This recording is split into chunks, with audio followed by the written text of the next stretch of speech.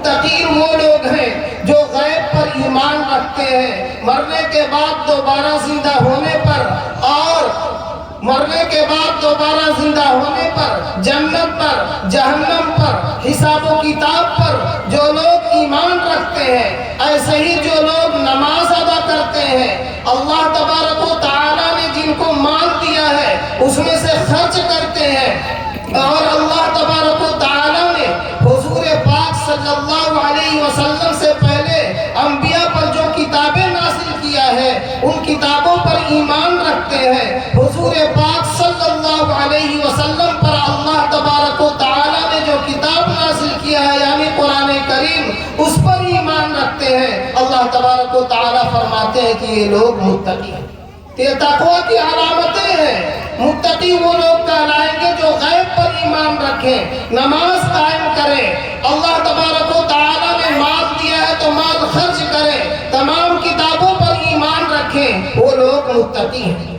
اسی طرح ہر چیز علامت سے پہچانی جائے گی۔ ہم کوئی کام اللہ کی رضا کے لیے کریں گے، اللہ کو خوش کرنے کے لیے کریں گے، ہم نے پیسہ خرچہ کیا، ہم نے صدقہ دیا، پڑوسیوں کا خیال کیا، رشتہ داروں کا خیال کیا، مسجد میں پیسہ دیا، مدرسے میں پیسہ دیا، اگر اللہ کو راضی کرنے کے لیے ہم نے یہ عمل کیا ہے، اللہ کو خوش کرنے کے لیے ہم نے یہ عمل کیا ہے، تو اس کا پیمانہ یہ ہے کہ اگر کبھی ہماری طبیعت کے خلاف کچھ کام ہو جائے، ہماری بات نہ مانی جائے، ہماری بات نہ سنی جائے، تو ہم کبھی بھی اپنے پیسے کا تذکرہ نہ کریں، ہم کبھی بھی اپنے دیے ہوئے مال کا تذکرہ نہ کریں، تو اس کا مطلب یہ ہے کہ ہم نے اللہ کو خوش کرنے کے لیے، اللہ کو راضی کرنے کے لیے ہم نے صدقہ دیا تھا، اللہ کی رضا کے لیے اور اللہ کا حکم سمجھ کر ہم نے اپنا مال خرچ کیا تھا۔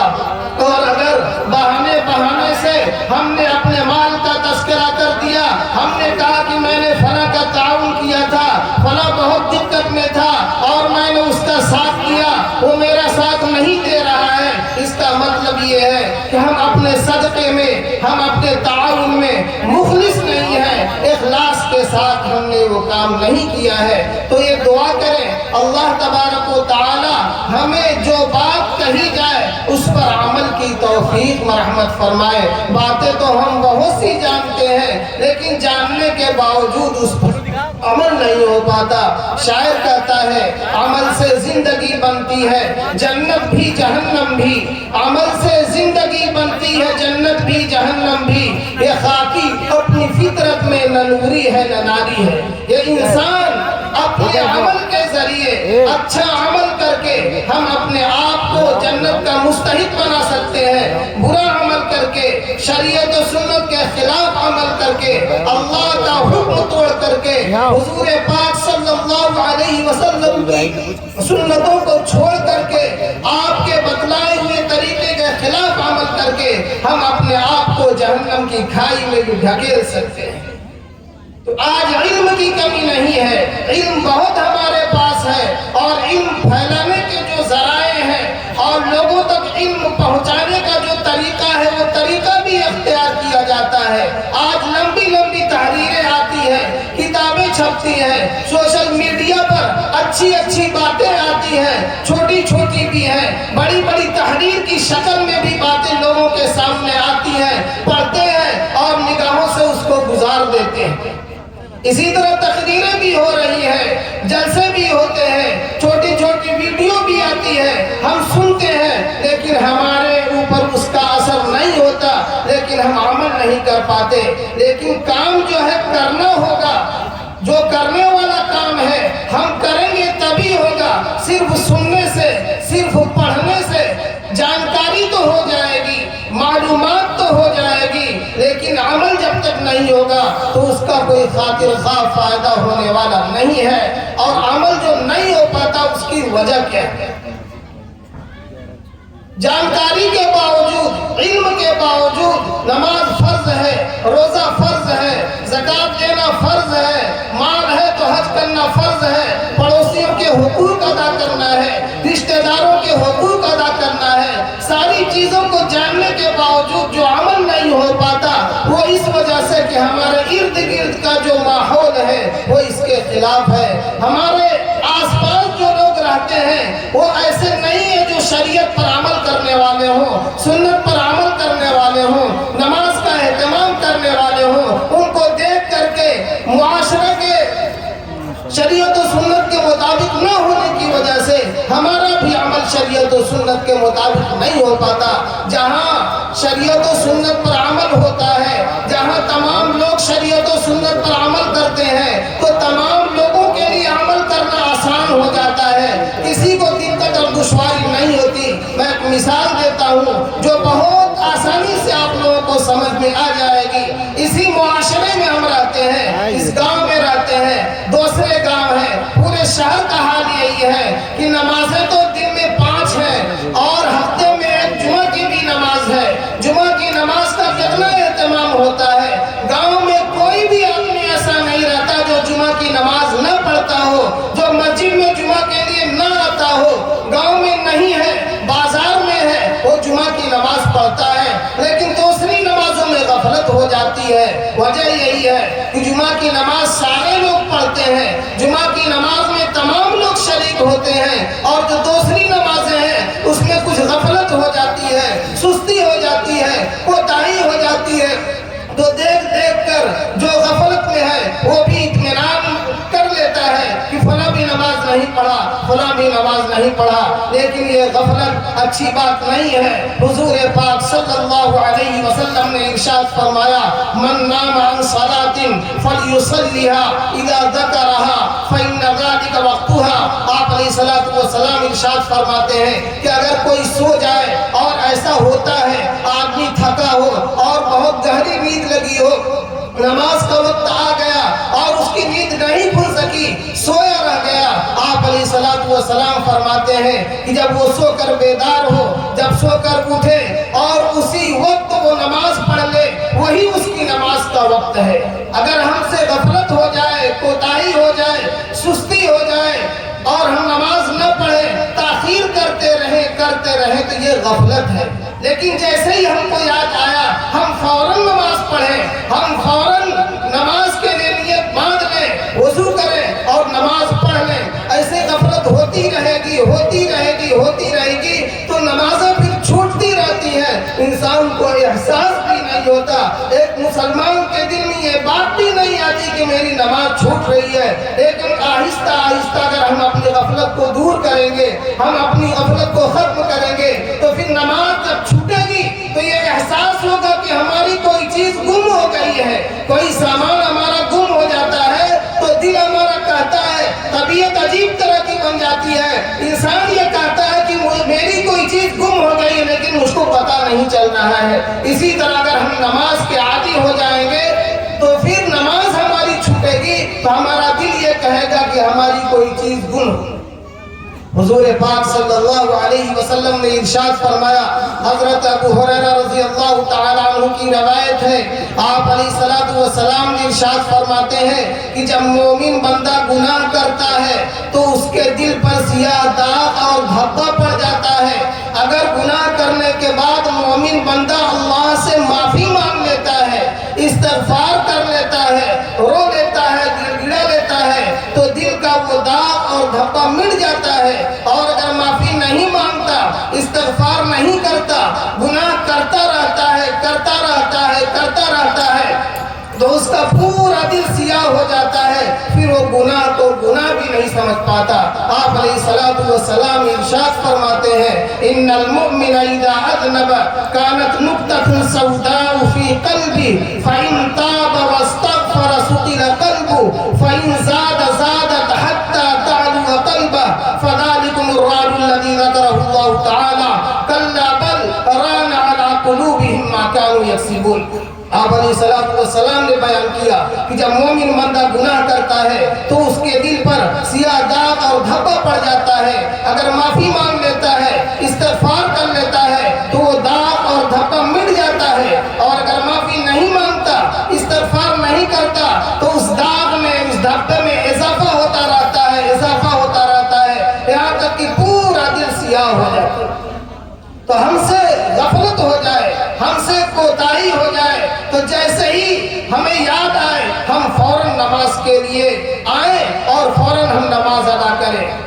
کے اندر اس کا بہت اہتمام ہے۔ 2023 میں میں حج کے لیے گیا تھا، جیسے ہی اذان ہوئی، نماز کا وقت ہوا، بس فوراً وہ لوگ نماز شروع کر دیں۔ کوتاہی نہیں کرتے، غفلت نہیں کرتے۔ کوتاہی کریں گے، غفلت کریں گے تو پھر آہستہ آہستہ نماز رہ جائے گی اور پھر قضا کا بھی خیال نہیں رہے گا۔ تو جو باتیں ہم جانتے ہیں اس پر عمل کرنے کی کوشش کریں، اور عمل جو نہیں ہو پاتا وہ اس وجہ سے کہ ہمارا معاشرہ ایسا ہے جس میں غفلت ہے، کوتاہی ہے۔ اور معاشرہ بنتا کیسے ہے؟ ایک ایک آدمی سے معاشرہ بنتا ہے۔ ہر آدمی اپنے بارے میں سوچے، ہر آدمی اپنی فکر کرے، ہر آدمی اپنی کمیوں کو دیکھے، ہر آدمی اپنی کوتاہیوں کو دیکھے، ہر آدمی اپنی کمی کو دور کرے گا، اپنی کوتاہیوں کو ختم کرنے کی کوشش کرے گا، اپنے اندر جو گناہ ہے ان کو دور کرنے کی کوشش کرے گا، تو تمام معاشرہ، پورا معاشرہ صحیح ہو جائے گا۔ اور ایک ایک آدمی کی غفلت، ایک ایک آدمی کی کوتاہی وہ بڑھتی جاتی ہے، اور جب زیادہ لوگ ہو جاتے ہیں تو پورا معاشرہ ایسا ہو جاتا ہے جو شریعت و سنت کے خلاف چلنے لگتا ہے، اور جب ٹوکا جائے، کچھ کہا جائے تو پھر وہ باتیں خراب بھی لگنے لگتی ہیں۔ اب حدیث شریف میں غور کیجئے، حضور پاک صلی اللہ علیہ وسلم فرماتے ہیں کہ جب بچہ 7 سال کا ہو جائے تو بچے کو نماز کا حکم دو، اور جب بچہ 10 سال کا ہو جائے تو نماز چھوڑنے پر بچے کی پٹائی کرو۔ مروا اولادکم بالصلاۃ اذا بلغوا 7 واضربوہم علیہا اذا بلغوا 10۔ آپ علیہ الصلوۃ والسلام فرماتے ہیں کہ جب بچہ 7 سال کا ہو جائے تو اس کو نماز کا حکم دیا جائے، اور جب بچہ 10 سال کا ہو جائے تو نماز چھوڑنے پر اس کی پٹائی کی جائے۔ حالانکہ آپ غور کریں، نہ 7 سال میں نماز فرض ہے، نہ 10 سال میں نماز فرض ہے۔ 7 سال میں بھی نماز فرض نہیں ہے، 10 سال میں بھی نماز فرض نہیں ہے، لیکن حضور پاک صلی اللہ علیہ وسلم فرماتے ہیں کہ 7 سال کی عمر میں بچے کو نماز کا حکم دیا جائے، 10 سال کی عمر میں نماز چھوڑنے پر پٹائی کی جائے۔ یہ عادت ڈالنے کے لیے ہے۔ جب بچے کو 10 سال میں نماز کا حکم دیا جائے گا، 7 سال میں نماز کا حکم دیا جائے گا، 10 سال میں نماز چھوڑنے پر اس کی پٹائی کی جائے گی۔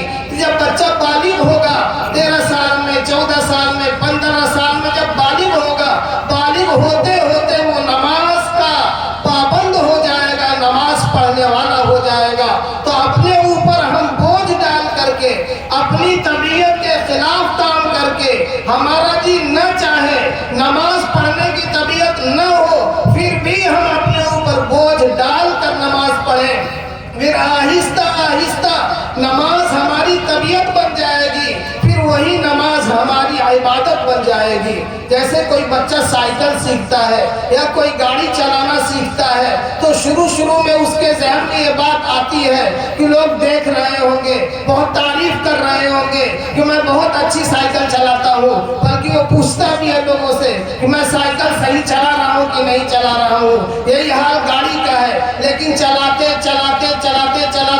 یہ بات ذہن سے نکل جاتی ہے کہ لوگ بہت تعریف کر رہے ہوں گے اور لوگ بہت میری اچھائی بیان کر رہے ہوں گے۔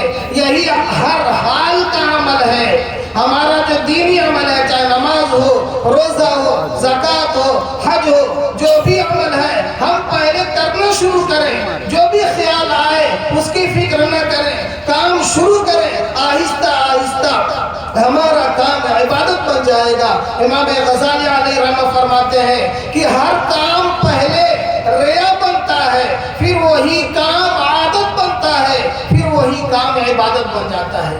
آدمی کام شروع کرتا ہے تو کچھ ریاکاری کا جذبہ بھی آ جاتا ہے، پھر آہستہ آہستہ وہ جذبہ ختم ہو جاتا ہے، وہ کام عادت بن جاتا ہے، پھر وہی کام عبادت بن جاتا ہے۔ مولانا عارف رومی علیہ رحمہ فرماتے ہیں بحر دینوں بحر دنیا بحر نام، بحر دینوں بحر دنیا بحر نام، اللہ اللہ کردہ باید والسلام۔ دین کے واسطے، دنیا کے واسطے، نام کے واسطے اللہ اللہ کرتے رہو۔ اللہ اللہ کرتے رہنا انسان کو جنت تک پہنچا دے گا۔ تب تک کوئی کسی کو دکھانے کے لیے اللہ اللہ کہے گا، ایک نہ ایک دن اللہ تعالیٰ کے دل میں آ جائیں گے، اللہ کی محبت اس کے دل میں آ جائے گی، اس کا ہر کام اللہ کی رضا کے لیے، اللہ کی خوشنودی کے لیے ہو جائے گا۔ حضرت سفیان ثوری علیہ الرحمہ بہت بڑے فقیہ ہیں، اپنے بارے میں فرماتے ہیں طلبنا العلم لغیر اللہ فابى ان يكون الا للہ۔ سفیان ثوری علیہ الرحمہ بہت بڑے فقیہ ہیں، ان کا فقہ متوت تو نہیں ہوا، فرماتے ہیں میں نے علم دین اس لیے حاصل نہیں کیا تھا کہ اللہ کی رضا کے لیے، اللہ کو خوش کرنے کے لیے اس کو میں پھیلاؤں گا، بلکہ اس کے علاوہ میرا اور مقصد تھا، لیکن علم دین اللہ کا ہو کر کے۔ تو ہم جو بھی عمل کریں اللہ کی رضا کے لیے، اللہ کو خوش کرنے کے لیے، اور اپنے ظاہر کو شریعت و سنت کے مطابق ہم بنا لیں۔ جو ظاہر ہمارا دکھ رہا ہے ہم اس کو شریعت و سنت کے مطابق بنائیں، باطن بھی ہمارا آہستہ آہستہ شریعت و سنت کے مطابق ہو جائے گا۔ ظاہر کا اثر باطن پر پڑتا ہے، جیسا ظاہر ہوگا ویسا ہی باطن ہو جائے گا۔ اگر کوئی علماء کا لباس پہن لے، صلحاء کا لباس پہن لے، نیک لوگوں کا لباس پہن لے، تو یہ لباس ہی اس کو بہت سی غلط جگہوں پر جانے سے روک دے گا۔ غلط جگہوں پر جائے گا تو وہ سوچے گا کہ میں پگڑی باندھ کر کے، عمامہ باندھ کر کے اس جگہ جا رہا ہوں، میرے لیے اس جگہ جانا مناسب نہیں ہے۔ تو ظاہر کا اثر باطن پر پڑتا ہے۔ حدیث شریف میں ہے، حضور پاک صلی اللہ علیہ وسلم فرماتے ہیں کہ جب دعا کیا کرو اللہ تبارک و تعالیٰ کے سامنے رویا کرو، گڑ گڑایا کرو، اللہ تبارک و تعالیٰ سے کچھ مانگا کرو تو رویا کرو، رو کر کے اللہ تبارک و تعالیٰ سے مانگو۔ اور اگر رونا نہیں آتا، آنکھوں سے آنسو جاری نہیں ہوتا دعا کے وقت، حضور پاک صلی اللہ علیہ وسلم فرماتے ہیں کہ رونے کی شکل ہی بنا دو، رونے کی شکل بنا کر اللہ تبارک و تعالیٰ سے مانگو، اس پر اللہ تبارک و تعالیٰ وہی اجر دے گا جو رونے پر دیتا ہے۔ فَإِن لَمْ تَبْكُوا فَتَبَاكَوْا۔ آپ علیہ السلام فرماتے ہیں کہ دعا میں رو، اگر نہیں رو سکتے، آنسو نہیں نکلتا تو رونے کی کم سے کم شکل بنا۔ اب میں ایک واقعہ سناتا ہوں۔ حضور پاک صلی اللہ علیہ وسلم غزوہ حنین سے واپس آ رہے تھے۔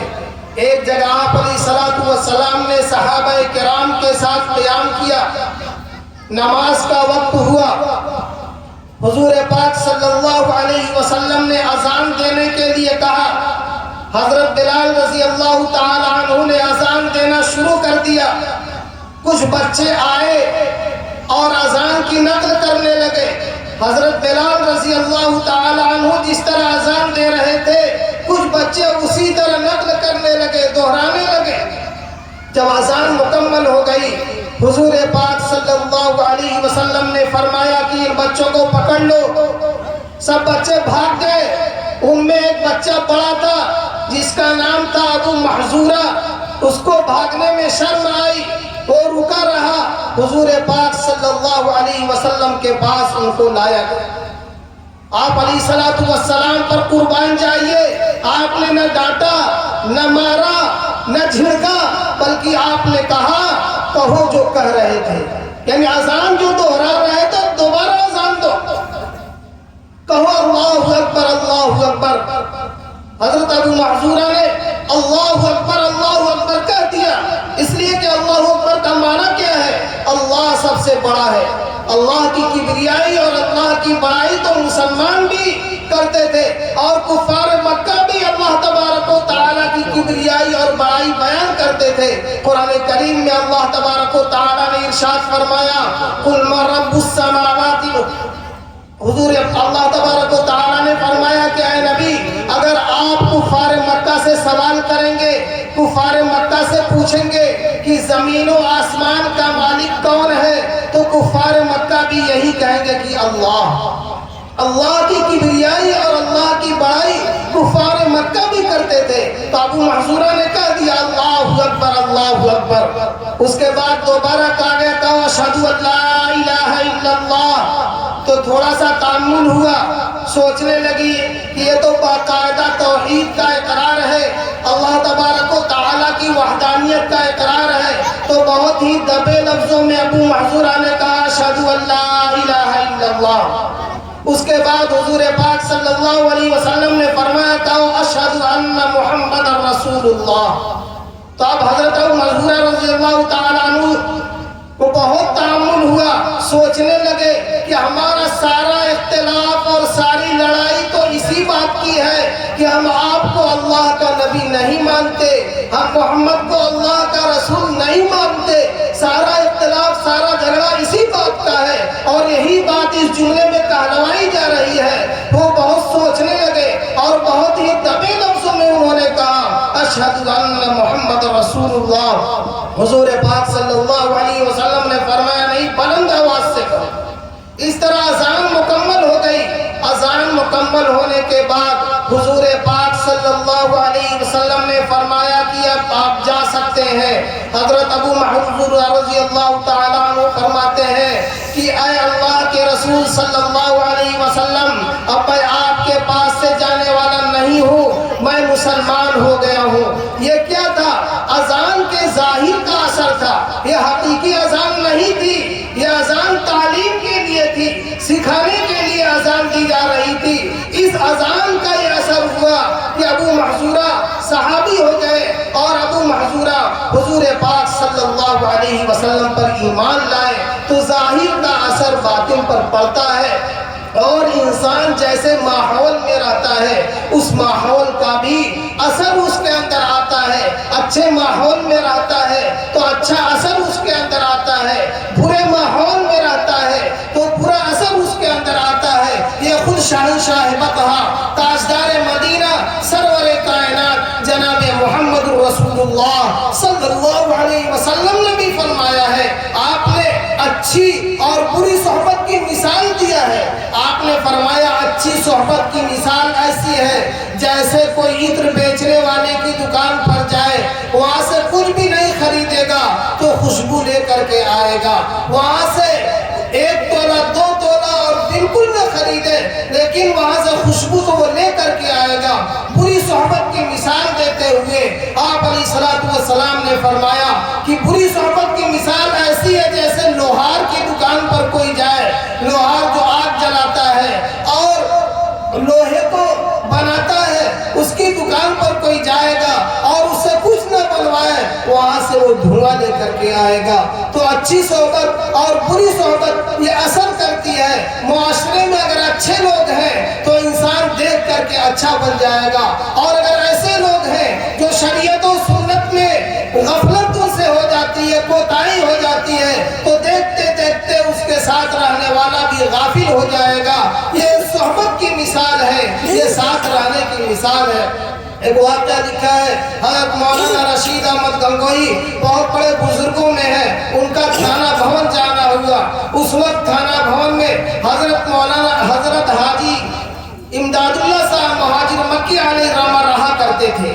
حضرت مولانا رشید احمد گنگوہی جب تھانہ بھون پہنچے تو ملنے کا ارادہ ہوا اور حضرت حاجی امداد اللہ صاحب مہاجر مکی علیہ رحمہ کی خدمت میں پہنچے تو حضرت حاجی صاحب نے فرمایا کہ مولانا بیعت ہو جائیے۔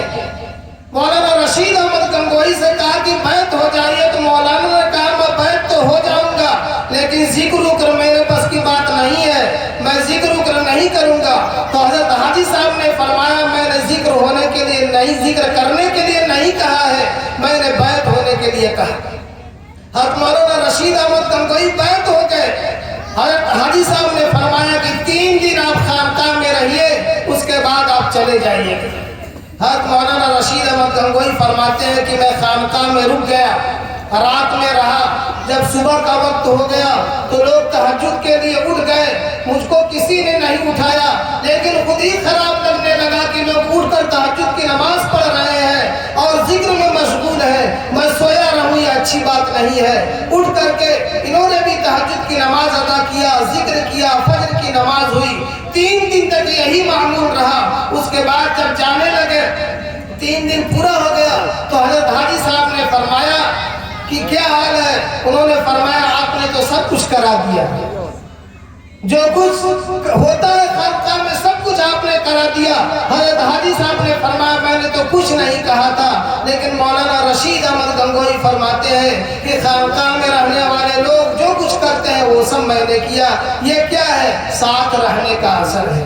انسان جیسے لوگوں کے ساتھ رہتا ہے ویسا اثر قبول کرتا ہے۔ معاشرہ اگر اچھا ہے تو سارے لوگ آہستہ آہستہ اچھے ہو جائیں گے، اور اگر کمی ہے، کوتاہی ہے، غفلت ہوگی، روک ٹوک نہیں ہوگی، غلط باتوں کو غلط نہیں کہا جائے گا، تو پھر آہستہ آہستہ وہ خرابیاں دوسروں کے اندر بھی منتقل ہو جائے گی۔ آج معاشرے کی فکر لوگوں کو ہے، لیکن معاشرہ بنتا کیسے ہے؟ ایک ایک آدمی سے معاشرہ بنتا ہے، لیکن ہر ایک دوسرے کی فکر میں ہے، ہر ایک دوسرے کی اصلاح کر رہا ہے، ہر یکے ناصح برائے دیگرہ، ہر ایک دوسرے کو نصیحت کرتا پھر رہا ہے۔ میں ایک بات سنا کر کے اپنی بات اب ختم کروں گا کہ دہلی کے آخری تاجدار ہیں بہادر شاہ ظفر، آپ نے نام سنا ہوگا۔ ان کا ایک شعر ہے، وہ فرماتے ہیں نہ تھی حال کی جب تک ہمیں اپنی خبر، نہ تھی حال کی جب تک ہمیں اپنی خبر، رہے دیکھتے اوروں کے عیب و ہنر، پڑی جب اپنی برائیوں پہ نظر تو نگاہ میں کوئی برا نہ رہا۔ جب تک دوسروں کی کمیوں کو دیکھتے رہے، دوسروں کے عیوب کو دیکھتے رہے، دوسروں کی کوتاہیاں دیکھتے رہے، اپنے اوپر نگاہی نہیں تھی، اپنی کمیوں پر نگاہی نہیں جا رہی تھی، اپنی کوتاہیوں پر نگاہی نہیں جا رہی تھی، جب اپنے اوپر نگاہ گئی، اپنی کمیوں کو دیکھا، اپنی کوتاہیوں کو دیکھا، تو یہ سمجھ میں آیا کہ سب سے گناہگار میں ہی ہوں، سب سے برا میں ہی ہوں۔ ایک بات یہ بھی ہے، اپنی کمیوں کو، اپنے گناہ کو، اپنے عیوب کو ہم یقین کے ساتھ جانتے ہیں۔ دوسروں کی کمیاں، دوسروں کی کوتاہیاں کسی کے واسطے سے ہم سنتے ہیں، ہو سکتا ہے غلط ہو اور ہو سکتا ہے صحیح بھی ہو، لیکن اپنی کمیاں، اپنی کوتاہیاں تو یقینی ہے۔ ہم اللہ تبارک و تعالیٰ سے دعا کریں، اللہ تبارک و تعالیٰ ہمیں شریعت و سنت پر عمل کرنے والا بنائے، حضور پاک صلی اللہ علیہ وسلم کی ایک ایک سنتوں پر اللہ تبارک و تعالیٰ ہمیں عمل کرنے والا بنائے، ایک ایک سنتوں کو ہماری زندگی میں داخل کرنے والا بنائے، خاص طور سے وہ سنتیں جن میں کوئی ٹکراؤ نہیں ہے، جن سنتوں پر عمل کرنے میں ہمیں کوئی روکنے والا نہیں ہے۔ اپنے غفلت کی وجہ سے ہم ان سنتوں پر عمل نہیں کر پاتے، اللہ تبارک و تعالی ہمیں ان سنتوں پر عمل کی توفیق مرحمت فرمائے۔ تھوڑی سی ہم توجہ دیں گے، تھوڑی سی محنت کریں گے تو بہت سی سنتیں آپ علیہ السلام کی ہماری زندگی میں داخل ہو جائیں گی۔ جوتا پہننے کی سنت ہے، نکالنے کی سنت ہے، کپڑا پہننے کی سنت ہے، مسجد میں داخل ہونے کی سنت ہے، مسجد سے نکلنے کی سنت ہے، تمام سنتیں ہیں۔ ہم تھوڑی سی توجہ دیں گے تو کوئی ہم کو روکے گا نہیں، کوئی یہ نہیں کہے گا کہ سنت کے مطابق کیوں عمل کر رہے ہیں۔ ہاں سنت کے مطابق شادی کریں گے تو ہو سکتا ہے گھر والے روکیں، ہو سکتا ہے لوگ کھڑے ہو جائیں کہ نہیں ہم اس میں شامل نہیں ہوں گے، ٹھیک ہے، لیکن ان سنتوں پر عمل کرنے سے ہمیں کون روک رہا ہے؟ ان سنتوں پر عمل کرنے سے ہمیں کون مجبور کر رہا ہے؟ ان سنتوں پر عمل کرنے سے ہمیں کوئی روکنے والا نہیں ہے، صرف اپنی غفلت، اپنی کوتاہی اور اپنی سستی کی وجہ سے ہم عمل نہیں کر پاتے۔ اللہ تبارک و تعالی ہمیں عمل کی توفیق مرحمت فرمائے، اور آپ علیہ السلام کی ایک ایک سنتوں کو اللہ تبارک و تعالی ہمیں اپنی زندگی میں داخل کرنے والا بنائے، آمین۔